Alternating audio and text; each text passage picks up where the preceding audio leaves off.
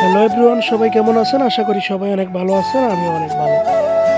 এই যে দেখেন, আজকে এমন একটা প্লেসের মধ্যে আসছি, গ্রাম সাইড ভিডিও করার জন্য আসছিলাম। খুব সুন্দর, খুব সুন্দর একটা দৃশ্য ভাই। দেখছেন, এই যে একটা মসজিদ আছে, খুব সুন্দর, হাজী আব্দুস সাত্তার জামে মসজিদ। খুব সুন্দর একটা মসজিদ, গ্রামের ভিতরে দিছে, অনেক ভালো একটা মসজিদ দিছে, সুন্দর। এই যে দেখেন ক্ষেতগুলা, ক্ষেতের এগুলার আমরা দেশের ভাষায় বলা হয় নেড়া। ক্ষেত কাইটা নিচে গে এই যে এগুলো নেড়াগুলো পড়ে রয়েছে, আমরা এদিকে কিন্তু এগুলো আগে কাটতো, এখন কাটে কিনা জানি না। কাইটা এগুলো আর কি লার্কি হিসাবে ব্যবহার করতো, আগুন। খুব সুন্দর একটা, দেখছেন, আমাদের এলাকার পাশাপাশি এলাকায় খুব সুন্দর একটা গ্রাম সাইডগুলো আসলে অনেক ভালো লাগে ভাই আমার কাছে।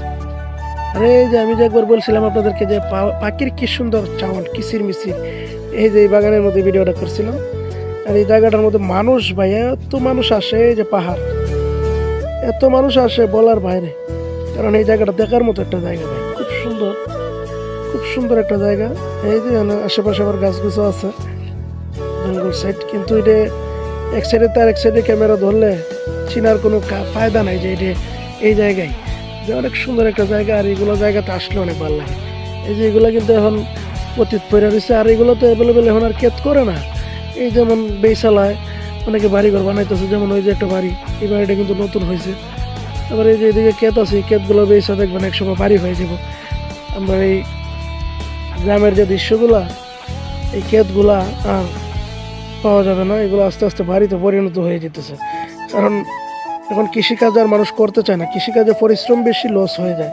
আর একটা বাসা বাড়ি বানায় যদি ভাড়া দিয়ে দেয়, মাসে যদি 1500 টাকা করেও ভাড়া নেয়, অনেক টাকা হয়ে যায়।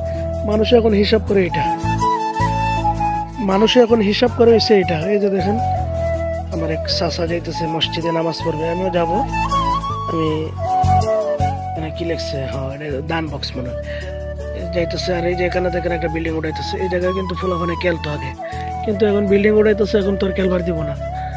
এই আস্তে আস্তে সব কিছুই মনে করেন যে হয়ে যেতেছে। আর এই গ্রামের দৃশ্যগুলো আস্তে আস্তে হারাই যেতেছে, কিচ্ছু করার নাই ভাই, টাকার কাছে এখন সব কিছু বিক্রি হয়ে যায়,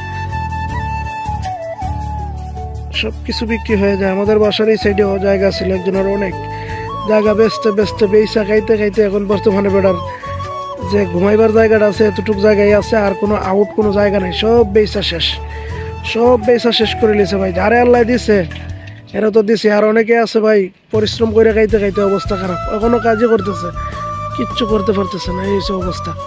যাই হোক, যাদেরকে আল্লাহ দিছে